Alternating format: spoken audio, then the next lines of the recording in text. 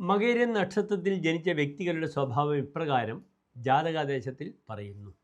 ചപലശ്ചതുരോ ധീര കൂടകർമ്മ സ്വകർമ്മകൃത് അഹങ്കാരി പരദ്വേഷി മൃഗേ ഭവതി മാനവ. മൃഗം എന്നാൽ മകയിരം നക്ഷത്രം. സ്വതവേ ഞാനെന്ന ഭാവം കൂടിയവരായിരിക്കും മകയിരം നക്ഷത്രക്കാർ.